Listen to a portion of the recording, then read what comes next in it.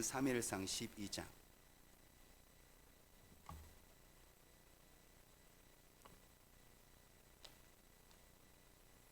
사무엘상 12장 1절에서 15절까지 저와 여러분들이 돌아가면서 우리 하나님 말씀을 같이 함께 우리 천천히 읽도록 하겠습니다. 사무엘이 온 이스라엘에게 이르되 보라, 너희가 내게 한 말을 다 듣고 너희 위에 왕을 세웠더니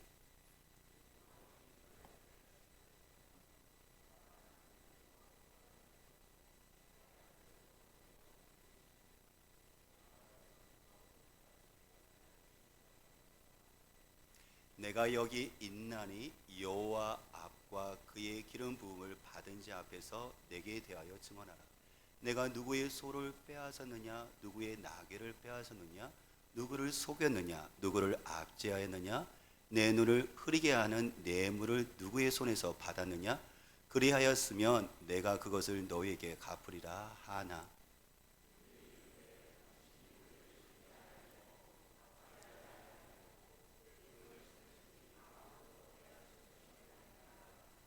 사무엘이 백성에게 이르되 너희가 내 손에서 아무것도 찾아낸 것이 없음을 여호와께서 너에게 대하여 증언하시며 그의 기름 부음을 받은 자도 오늘 증언하느니라 하니 그들이 이르되 그가 증언하시나이다 하니라.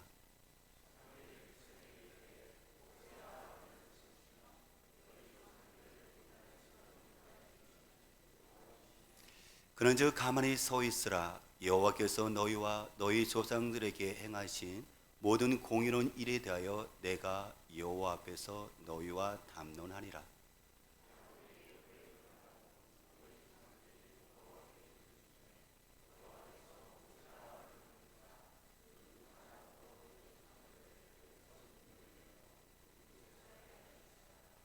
그들의 하나님 여호와를 잊은지라. 여호와께서 그들을 하솔 군사령관 시스라의 손과 블레셋 사람들의 손과 모압 왕의 손에 넘기셨더니 그들이 저희를 치매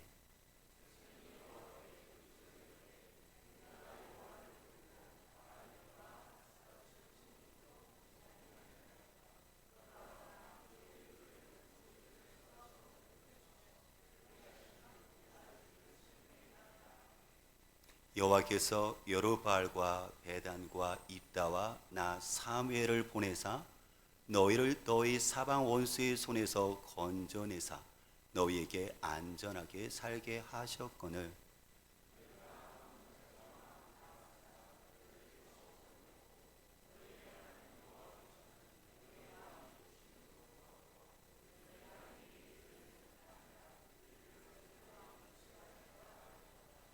이제 너희가 구한 왕, 너희가 택한 왕을 보라.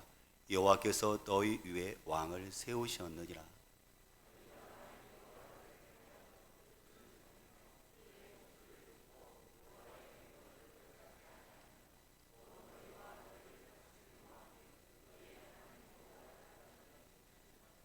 같이요. 너희가 만일 여호와의 목소리를 듣지 아니하고 여호와의 명령을 거역하면 여호와의 손이 너희의 조상들을 치신 것 같이 너희를 치실 것이라. 아멘. 지금의 시대를 위기의 시대라고 우리는 분명하게 이야기를 할 수가 있어요. 이거는 정치가가 이야기한 것도 아니고 어떤 철학자가 이야기한 것도 아니고 어떤 유명한 사람이 이야기한 것은 아니지만 분명한 것은 이 시대는 위기의 시대예요. 우리는 그것을 보고 듣고 우리가 느끼죠. 코로나로 전 세계 3년 동안 전염병에 의해서 생명을 잃은 사람이 682만 명입니다. 우크라이나와 러시아의 그 전쟁 1년 동안에 민간인을 포함해서 35만 명이 사망을 했어요. 그리고 또한 며칠 전에 튀르키예와 시리아 그 지진, 하루의 그 지진으로 2만 4천 명이 사망을 했고 수만 명이 아직도 오늘 실종되었다고 이야기를 하죠. 지진과 전쟁과 전염병이 먼 나라의 얘기가 아니라 멀리 이야기한 것이 아니라 바로 여기서 또 우리 가까이에 있어서 우리의 생존과 생명을 위협하는 것들을 느끼게 되죠. 여기서 그쳐지는 것이 아니라 우리가 그래도 자연 속에서 평안함을 느끼고 엄마의 품처럼 평안함 속에 우리가 뛰놀 었던 이 자연이 인간의 그 욕심과 탐욕으로 말미암아 이상 기후를 우리가 나타내고 있잖아요. 우리가 그래서 이번 겨울에는 최강 한파를 마련했어요. 정말 추웠죠. 그래서 난방비 폭등이라고 사람들이 많이 힘들어하잖아요. 근데 여기서 우리는 엄청 추운데 어느 곳에는 아주 폭염으로 엄청 뜨거워서 또한 고생을 해요. 어느 곳에는 비가 오지 않아서 가뭄 때문에 사람들은 생존의 위협을 느끼는데, 어느 때는 비가 또 폭우가 쏟아져서 그 물 때문에 물난리로 말미암아 사람들도 위협을 당하고 있기도 하죠. 이게 다른 나라 얘기 아니라 우리 이야기예요. 우리 세대 이야기고, 앞으로도 이 자연의 재앙은 끊임없이 우리를 위기 가운데 몰아넣을 거예요. 여기서 그쳐지는 것이 아니라 청년 세대들이 앞으로 그 직장과 삶 가운데 속에서 어려움 느끼는 이유가 뭐냐면, 우리끼리 경쟁도 해야 되지만 앞으로는 인공지능, 그죠? 로봇과의 싸움을 해야 되거든요. 어떻게 로봇을 이기겠습니까? 우리가 보고 있는, 여러분들 그 영화에서 보고 있는 그것이 실질적으로 몇십 년 안에 그것이 이루어질 것이고, 우리의 인간의 생명을 여러분들 위협하는 일들이 벌어질 거예요. 우리는 분명히 위기의 시대에 살고 있어요. 코로나로가 벗어나 말미암아 우리는 이제 마스크에서 벗어나서 일상으로 돌아오겠다는 이 안심이 있는데, 사실 저는 이렇게 안심하면서도 저는 사실 두려워요. 왜 두려우냐면, 제가 가장으로서 우리 가족을 잘 할 수 있을 거라는 두려움이 있거든요. 목회자로서 제가 우리 교회를 잘 이끌 수 있을 거라는 두려움이 있어요. 왜냐하면 마스크는 벗었는데, 마스크가 벗기 전까지 3년 동안은 힘들었지만은 경쟁할 필요가 없었거든요. 나도 멈췄고 너도 멈췄고 우리 아이도 멈췄고 다른 아이도 멈췄으니까, 그래도 어느 정도 적당하게 게을러도 괜찮았었고, 막 열심히 뛰지 않더라도 다 같이 한번 멈춰 있었으니까 경쟁할 필요가 없었거든요. 이상하게도 안심이 됐어요. 물론 힘든 것들이 있었지만 같이 멈춰 있는 상태이기 때문에 이상하게도 경쟁할 필요가 없으니까는 거기에 안도감이 한편은 있었거든요. 그런데 이제 마스크를 벗고 이제 새롭게 뛰고 경쟁해야 되잖아요. 제가 가장으로서 뛰어야 되는 것이고, 교회도 목회자로 뛰어야 되니까 이거에 대한 불안감이 제 마음 가운데 있더라고요. 여러분들은 어떠세요? 그 가운데 속에서 이 위기 가운데 속에서 내가 어떻게 시작해야 할까에 대한 이 궁금함이, 이 물음이 저에게 던지기 시작했었고, 그러면 이것은 목회자뿐만 아니라 여러분들에게도 동일하게 내가 그러면 이 속에서 어떻게 해야 될까, 시작해야 될까라는 그 물음과 고민이 여러분에게도 있을 거라 생각이 들었거든요. 근데 저는 이 두려움과 염려 속에서 저를 위로해주고 저에게 있어서 확신을 갖게 하는 것이 있다면 저는 말씀이에요. 시편 119편 105절에 성경 말씀하시기를, 주의 말씀은 내 길의 등이요 내 길의 빛이라고 말씀하셨거든요. 어두울 때 이 길을 빛이 있으면 어떻게 가야 되는지 방향을 알아요. 마찬가지로 우리 인생길 속에서 수많은 여러분들이 위기 속에서 어떻게 살아야 될지, 내가 가장으로서 목회자로서 어떻게 해야 될지 했을 때, 하나님의 말씀은 어떻게 하죠? 내 인생의 어두운 길 속에 빛이 되어주셔서 가이드를 내거든요. 인도를 하거든요. 그래서 저는 오늘 3.1상 말씀이 저에게는 정말 중요해요.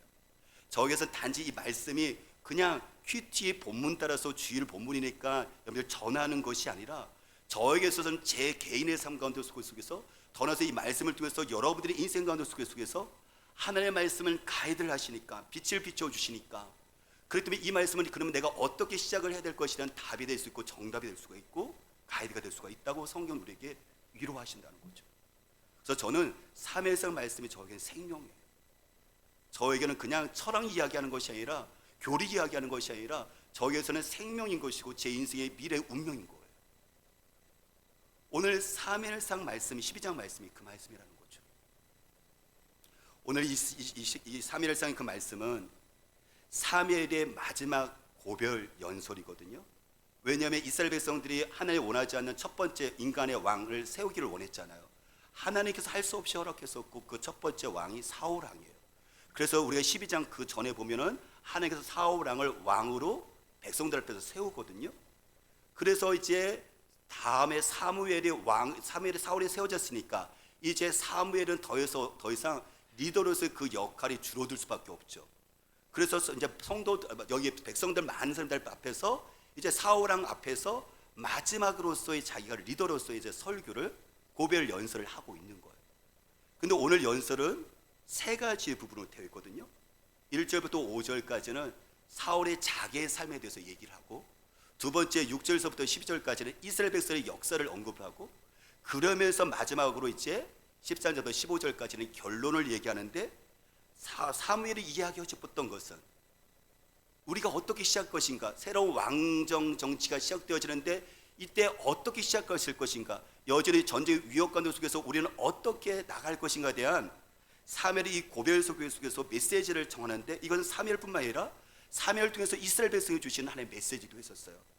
그 주제는 무엇이냐면 왕 중에 왕이신 하나님을 잊지 말고 왕이신 하나님을 진실하게 섬겨라가 오늘의 결론이거든요. 이것을 얘기해서 사무엘은 먼저 오늘 성경 12절 사무엘의 그 고별 설교는 세 가지 부분으로 되어졌는데, 첫 번째 자기 자신에 대해서 얘기를 해요. 1절부터 5절 보면 사무엘이 이렇게 얘기를 하죠. 내가 사사시대에 한 20년 동안 사사로서 여러분들이 지도자로 삶을 살았는데, 이제 내가 사사로서 내가 이제 물러가면서 여러분들에게 물어보겠다. 내가 여러분들의 소를 한 마리라도 빼앗은 적이 있나요? 내가 사사로서 힘도 있고 능력도 있었는데 여러분들의 나귀 한 마리를 빼앗은 적이 있나요? 제가 여러분들에게 속인 적이 있나요? 제가 여러분들을 압제한 적이 있나요? 제가 여러분들에게 뇌물을 받은 적이 있습니까? 라고 물어요. 그랬더니 이스라엘 백성들은 아닙니다, 아닙니다, 하나님께서도 증인되어 주실 거예요, 절대 그런 적이 없죠 라고 대답을 했죠. 왜 사무엘이 메시지를 전할 때 이것을 먼저 얘기했을까요? 그것은 뭐냐면 사무엘이 전하는 그 메시지 그 자체는 진실이에요. 하나님의 메시지는 누가 전하더라도 그거는 사실이에요. 그건 진리예요. 하지만 받아들이는 사람은 누가 이것을 전하냐에 따라서 이게 하나님의 말씀이 어떻게 하죠? 받아들이냐 받아들이지 않는 경우가 생기거든요. 만일에 사무엘이 사사로서 20년 동안 그것을 리더로 생활하면서 다른 사람을 압제했다고 생각해 보십시오. 다른 사람을 속였다고 생각해 보십시오. 뇌물을 받았다고 생각해 보십시오. 나귀와 그다음에 소를 빼앗았다고 생각해 보십시오. 근데 사무엘이 이렇게 합니다. 하나님을 기억하고 진실하게 섬기십시오라고 선포했다면 이스라엘 백성들이 뭐라고 하겠습니까? 말은 안 했지만 속으로 얘기했죠. 너나 잘 믿어라고요. 그 때문에 메시지가 중요하지만 메신저가 중요하다는 걸 사무엘은 알고 있는 거예요. 그래서 이 하나님의 메시지를 전하기 위해서 자기의 삶을 이야기하면서 나의 삶이 하나님의 왕이심을 증명해주고 있다는 것을 얘기하고 싶은 거예요. 이게 한국교회 탐구센터에서 설문조사를 했는데, 교회를 출석하는 새신자들 5년 이내의 새신자를 얘기하는 거예요. 그들이 어떻게 교회를 나오게 됐냐는 것을 조사를 했었는데요, 교회나 기독교의 호감도 때문에 나온 게 아니에요. 교회가 좋다, 그 다음에 기독교가 멋지다, 좋다, 이런 느낌 때문에 호감 때문에 나온 것이 아니라 그 새롭게 나온 주민들이 주변에 있는 가까이 있는 사람들 때문에 나온 거예요. 더 정확하게 말하면 기독교의 호감도가 때문에 나온 것이 아니라 그 새신자 가까이에서 만나는 사람들이 그리스도인이 어떤 사람이냐에 따라서 어떤 그것을 가지고 그 영향 때문에 그 사람이 교회를 나왔다라고 설문조사에 나왔거든요. 사람들은 우리가 기독교에서 관심 없어요. 교회 나오는 것에서 찬양하고 예배하는 것, 성경 들고 가서 관심 없어요.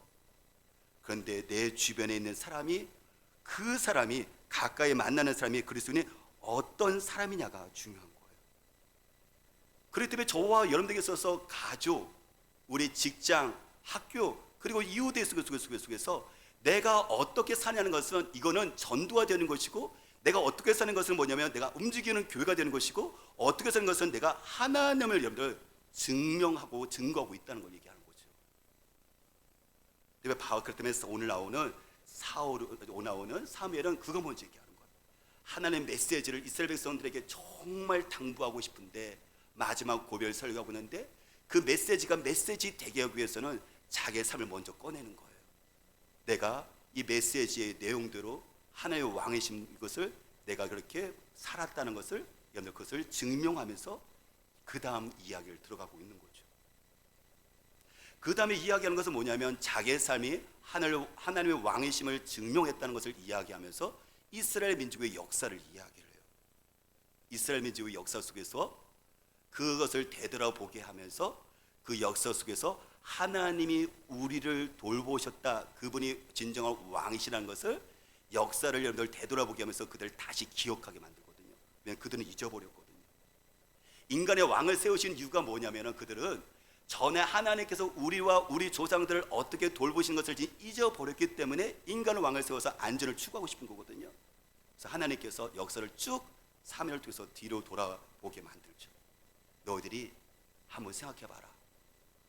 나하고 담론해보자. 이야기해보자. 너희들의 조상들이 이집트에서 430년 동안 노예로 비참하게 살지 않았느냐. 그때 나의 종 모세를 보내서 내가 그 너희 조상들을 노예에서 해방시켜줬다.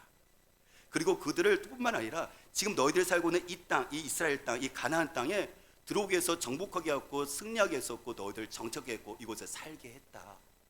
그런데 그럼에도 불구하고 너희들은 나의 은혜를 잊어버리고 하나님을 잊어버렸다. 잊어버리고 너희들은 다른 신들을 섬겼었다. 그때 하나님께서 어떻게 하시죠? 그들을요 깨닫게 하기 위해서 징계를 하세요. 이스라엘은 그 주변의 나라에 보면 블레셋이 있고 암몬 있고 모압 있고 미디안 나라가 둘러싸여 있거든요. 뺑 둘러싸여 있거든요. 물론 그들은 자기들의 욕심으로 이스라엘을 공격하지만 하나님께서 이스라엘 백성들을 어떻게 하죠? 그 순간에는 그냥 그 고난을 이스라엘 다른 나라 사람들의 침략을 허용을 하세요. 왜요? 그들을 깨닫게 하기 위해서 말이죠. 그들이 미디안과 블레셋과 주변 사람들이 공격 속에서 압제당했을 때 고통 가운데 있으니까 하나님께 부르짖어요. 하나님 잘못했습니다. 하나님 도와달라고. 이 상황 속에도 건져달라고. 그때마다 하나님께서 하나님의 사람들 사사, 그렇죠? 뭐 기드온이든지 입다든지 드보라든지 사사들을 보내서 그때마다 하나님께서 그들을 건져내 주세요. 이게 이스라엘 민족이 역사인데 이게 사사시대라고 얘기하는데 이게 400년이에요. 사사가 14명이 세워졌습니다. 다시 말하면 이스라엘 백성들은 배신하고 하나님 거절하고 하나님 밀어내고 자기들이 원하는 대로 자기들 마음껏 살았다는 거예요. 근데 그런 가운데도 하나님께서 어떻게 하죠? 그들 속에서 그들의 고통 가운데 속에서 건져내시고 구출하시는 분이 누구예요? 하나님이시라는 거예요. 하나님이 여러분들 왕으로서 그들을 돌보셨다는 거예요. 그들을 용서하시면서 끊임없이 그들을 품으셨다는 거예요. 그래서 이스라엘 백성들에게 그 역사를 되돌아보게 만드는 건 뭐냐면은 너희들이 지금 인간 왕을 구하고 있는데 인간 왕이 아니라 그 전에 누가 돌봤느냐라는 것을 하나님께서 기억하게 만드시는 거거든요. 이스라엘 백성들은 왕이 세워지니까 이게 죄인지를 몰라요. 이거는 왕이신 하나님을 밀어내는 것이고 인간의 왕을 세우는 거잖아요. 그러니까 하나님의 은혜를 잊어버린 거잖아요. 그런데 그들은 사울 왕이 세워지니까는 반신반의예요. 이게 죄가 아니었던 거 아니야? 죄였던가? 그랬더니 하나님께서 확실하게 찝어줘요. 그거 죄다라고. 너희들이 원했기 때문에 왕을 세웠지만 나는 분명히 기뻐하지 않았었고 이거는 큰 죄다 라면서 하나님께서 뭐라고 말씀하시면 사무엘을 통해서 말씀하세요. 그들을 깨닫게 하기 위해서요 사무엘이 거기서 기도를 합니다. 하나님께서 이곳에 천둥을 치게 하시고 비를 내려주세요 라고 얘기합니다. 그랬더니요 천둥이 바로 치고 큰 비가 내려요. 뭐 그럴 수 있다고 생각하지만 여러분들 그때가 오늘 성경 제가 읽지 않았지만 16절 이후에 보면 나오는 사건을 얘기하고 있는 건데 그때가 밀추수기예요. 이스라엘에 있어서 밀추수기는 5월달에서 6월달인데 그때는 절대 비가 안 옵니다. 건기거든요. 그런데 지금 사무엘이 지금 기도를 통해서 천둥이 치고 비가 막 쏟아지고 있다는 얘기는 뭐냐면 하나님께서 이스라엘 백성들에게 뭘 깨닫게 하고 싶은 거예요? 너희들이 하도 원해서 인간의 왕을 세웠지만 이게 큰 죄라는 거예요. 너희들이 내가 나의 돌보심을 잊어버리고 너희들이 나를 밀어내고 너희들이 살 수 있다고 생각하는 이 큰 착각이 얼마나 큰 어리석음이 있고 큰 죄인 것을 하나님께서 깨닫게 하신 거죠. 그들이 두려워해요. 우리가 이 죄로 말미암아 하나님께서 죽음을 당하는 것이 아닌가 그들이 두려워하죠. 그때 사무엘이 그들을 안심시켜요. 하나님의 이름을 위해서 하나님께서 너희를 버리지 않는다라고 22절에 이렇게 말씀하시고 안심시키시고 그들 용서를 선포하세요. 여러분들 저와 여러분들이 인생 가운데 속에서 우리 가족의 역사를 돌아보면 하나님이 우리의 왕 되심을 증명하는 역사입니다. 우리가 잊어버려서 그렇지요. 우리가 과거를 찬찬히 돌아보고 내 발자취를 돌아보면 하나님께서 그 순간에 하나님께서 나를 돌보셨구나. 하나님께서 이곳 가운데 나를 이끄셨구나. 저도 여러분들 보면요. 제가 청년 때, 재수 때 하나님께서 그곳 가운데 저를 만나 주셨구나. 그리고 제가 또한 신학교 때 하나님께서 저를 이렇게 돌보셨구나. 결혼 생각할 때 하나님께서 저를 이렇게 만드셨구나. 군복에 있을 때 하나님께서 저를 이렇게 이끄셨구나. 유학 갔을 때도 하나님께서 이렇게 하셨구나. 성미를 장애를 들었을 때 정말 어려운 가운데 힘든 가운데 있을 때 하나님께서 저를 이렇게 일으키셨구나. 가만히 뒤를 돌아보면요, 그 발자취 속에서 제가 열심히 살았던 것 같다고 생각이 들었었는데 하나님이 돌보셨고 사랑하셨고 심지어 하나님을 밀어냈을 때조차도 하나님의 나를 용서하셨고 받아줬던 그 역사가 저희 역사예요. 우리 가족의 역사예요. 그거는 무엇을 얘기하는 거냐면 하나님이 우리 가족의 왕이심을 증명하는 역사라는 거예요. 근데 우리가 잊어버린 거죠. 그래서 하나님께서 깨닫게 하기 위해서 안타깝게도 우리에게 고난을 허용하실 때가 있어요. 그때만이 우리가 나의 삶을 돌아보면서 나의 삶의 주인은 내가 아니라 왕은 진정으로 하나님이신 것을 우리가 알게 되어지고 그분을 바라보면서 나의 삶을 부탁하며 그분을 따라가는 인생을 살기 시작하거든요. 저는 고난이 너무 싫어요.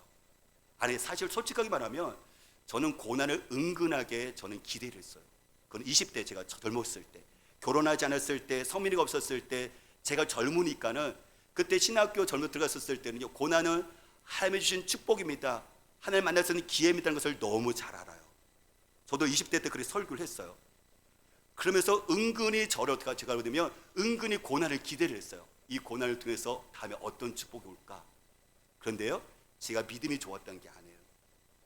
제 마음 가운데 깊은 곳에는 말은 하지 않지만 제가 어떤 마음이 있었냐면, 유재모 너는 할 수 있어.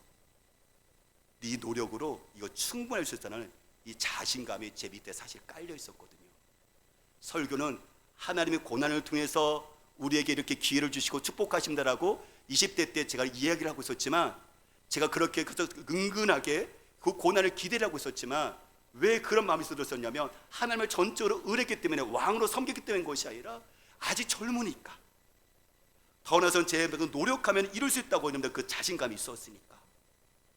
그런데 50대 중반에는 저는 그 고백을 하지 않습니다. 은근하게 기대하지 않아요. 저는 고난이 싫어요. 너무 아파요. 통증과 고통이 있어요. 그래서 저는 고난이 싫습니다.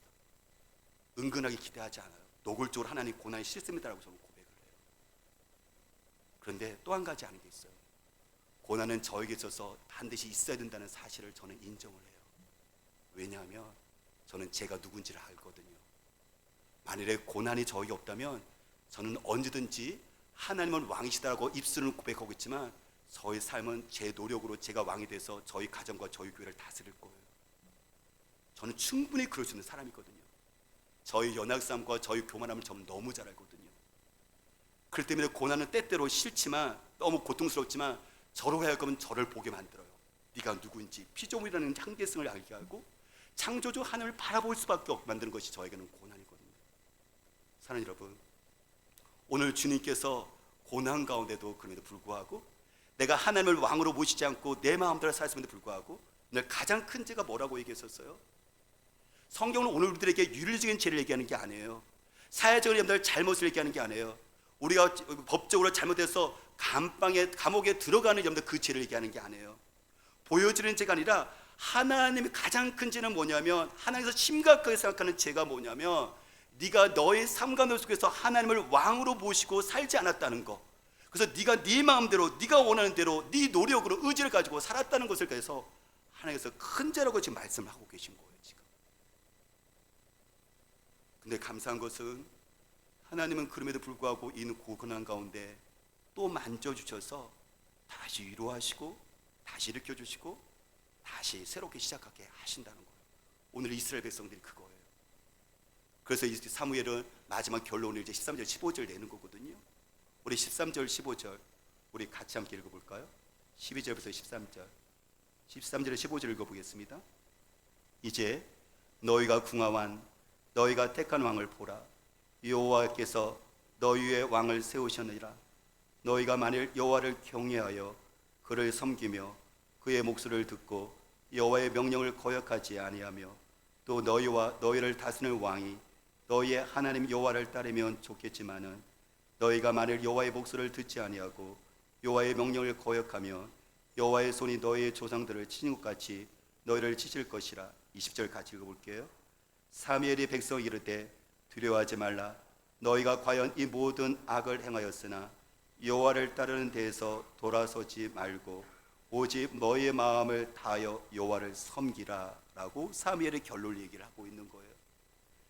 자기의 그 삶을 통해서 하나의 왕 되심을 증언하고 이스라엘 백성들의 여러분들 그 역사를 여러분들 되돌리면서 지금까지의 그 너희들의 삶을 다스린 것은 인간 왕이 아니라 나라는 것을 하나의 참된 왕이다, 좋으신 왕이라는 것을 하나님께서 증명하고, 근데 그럼에도 불구하고 이스라엘 백성들이 왕을 원했었고 왕을 세웠잖아요.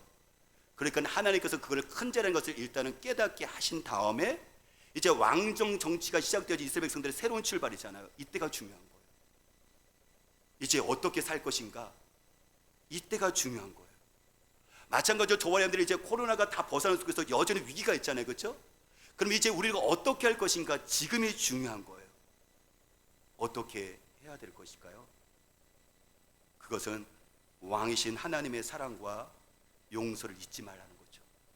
그리고 왕이신 하나님의 사랑과 용서를 우리가 잊지 말고 이스라엘 왕이나 이스라엘 백성이나 모두 누구요? 진정 왕이신 하나님을 경외하고 하나님의 말씀에 순종해 나간다면 새로운 바로 이스라엘 백성들이 왕정 정치를 한다 할지라도 희망이 있다라고 얘기를 하는 거예요. 근데 만일에 하나님을 왕으로 여전히 두지 않고 다윗이 세웠던 인간 왕을 가지고 그대로 살아간다면 어떻게 하죠? 미래가 없다고 얘기를 하는 거예요. 지금 내가 너희들이 원해서 왕을 세웠지만 그 왕은 왕 위에 누가 있는 거예요? 하나님이 계시다는 걸 잊지 말라는 거예요. 왕 위에 왕은 하나님입니다. 왕 중의 왕은 하나님의 사실을 잊지 말라는 거예요. 그래서 왕이 백성들을 다스리지만 실질적으로 누가 다스리는 거예요? 왕에 계신 하나님이 다스리는 것을 이야기 좀 하고 있는 거예요. 그래야지만 희망 있고 살 수 있다라고 말씀을 하고 계신 거죠. 그러니까 하나님은 하나님 아래 왕을 두고 백성을 두고 있는 겁니다. 그래서 실질적으로 누가 다스리는 거냐면 하나님이 다스리고 계신 거예요. 이것은 다른 나라 사람들과 똑같아요. 다른 나라 사람들도 왕을 원했었고 이스라엘 백성들도 왕을 원해서 사울 왕을 선택했어요. 근데 다른 점이 무엇이냐면 다른 나라 사람들은 왕에 의존해서 그냥 살아갔지만 이스라엘 백성들은 왕을 세웠지만 어떻게 하죠? 이 왕은 어떻게 하면 하나님께서 왕으로 다스려서 이스라엘 백성들을 살아가는 것을 이야기하는 거예요. 지금 우리 가정에 사실 실질적으로 자녀들을 책임지고 영향 주는 사람은 왕의 역할을 하는 사람은 부모예요. 아버지와 어머니죠. 하지만 그 위에 누가 다스리는 거예요? 진정한 아버지는 하나님이 다스리셔야 돼요. 진정한 왕이신 하나님이 다스리셔야 된다는 거예요. 하나님이 그걸 말씀하시는 거예요. 그래야지만 희망이 있다, 그래야지만 새롭게 시작할 수 있다라고 지금 말씀하시는 거예요. 코로나 상황 속에서도 우리 가정 가운데 이 위기 속에서 수많은 이 두려움 속에서 이 삶에서 우리가 어떻게 살 수 있을까를 했을 때 하나님 말씀하시는 거죠. 지금까지 네 개인의 삶과 너의 가족의 삶을 돌아봐라. 그 속에서 누가 다스렸던 거예요? 하나님이 돌보셨고 다스렸던 거예요. 근데 종종 내가 하나님을 거들었고 밀어냈던 것들을 다시 한번 네가 너도 어떻게 하죠? 그거를 다시 깨닫고 우리의 삶 가운데 속에서 이제 우리 자녀들 내가 최선을 다해서 우리 아이들을 돌보지만 우리 손주들 최선을 다해서 내가 이렇게 아이들을 사랑하지만 거기서 그치면 이건 실패입니다. 그 위에 누굴 둬야 되는 거예요? 우리의 가정과 우리의 손주들과 우리의 삶 가운데 하나님을 위해 두시고 우리가 밑에 속에서 그분의 다스림을 받았을 때 하나님께서 우리 축복을 받을 수 있고 안정할 수 있다고 말씀하시는 거예요. 사랑하는 여러분, 한번 생각해 볼까요? 내가 왕이 되어서 가족과 자녀들을 축복하는 것과 하나님의 왕이 되어서 우리 가족과 자녀들, 손주를 축복하는 것 비교했을 때 어떤 것이 더 낫다고 생각하세요? 어떤 삶의 미래가 있다고 생각하십니까? 한치 앞도 내다볼 수 없는 우리의 지식과 경험, 이것보다도 성경에 나타난, 그렇죠? 성경에 나타난 하나님의 말씀에 내가 따라가는 것, 통치를 받는 것이 우리들의 삶의 바로 축복이고 미래의 보장입니다. 그래서 우리 가정이 있고 하나님의 위에서 다스렸을 때 이것이 하나님의 통치 아래 나의 삶을, 우리 가족을 다스린다는 이 의미는 뭐냐면 아주 쉽게 말하면 무슨 뭐냐면 하나님의 말씀에 다스림을 받는 거예요. 하나님의 말씀을 따라가는 거예요. 내가 아버지로서 어머니로서 할아버지 할머니로서 우리 손주들을 축복하기 위해서 열심히 내 지식을 가지고 아이들에게 최선을 다하지만 그거 위에 하나님께 부탁을 드리면서 하나님께 도움을 구하면서 그것이 바로 우리 아이들과 손주들에게 흘러가게 하는 것이 바로 하나님께서 원하시는 삶인 것이고 형통의 삶이라고 말씀하신다는 거예요.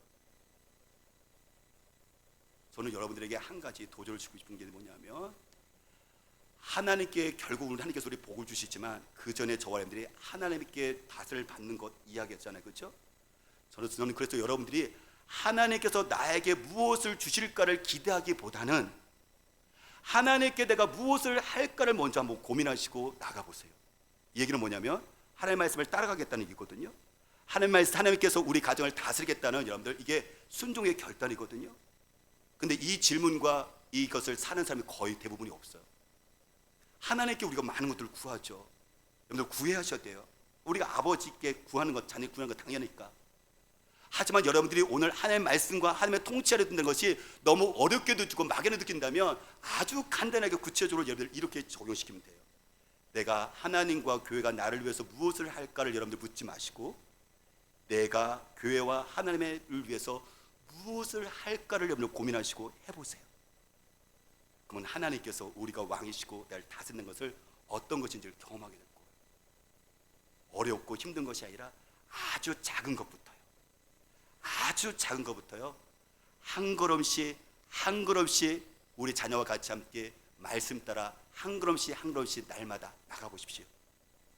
그러면 어느덧 하나님께서 우리 가정 가운데 우리를 이끄시는 것을 목적지로 도달케 하시는 것을 보게 돼요.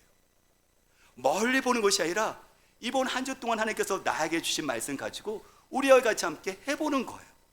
하나님을 위해서 말이죠. 그러면 그 다음 단계, 그 다음 때 가보면 하나님께서 우리 자녀들에게 주시는 그 안정과 그리고 보호하심과 돌보심이 무엇인지를 경험하게 될 것입니다. 말씀을 믿습니다. 우리는 분명히 위기시대입니다. 그런데 위기시대에 우리는 어떻게 시작을 해야 될까요? 하나님 말씀하십니다. 진정한 왕을 기억하라고요. 오직 하나님을 기억하고 하나님을 경외하고 마음을 당하여 진심으로 섬기라고 말씀하십니다. 거기에 우리 시작이 있고 희망과 소망이 있습니다. 같이 함께 찬양하고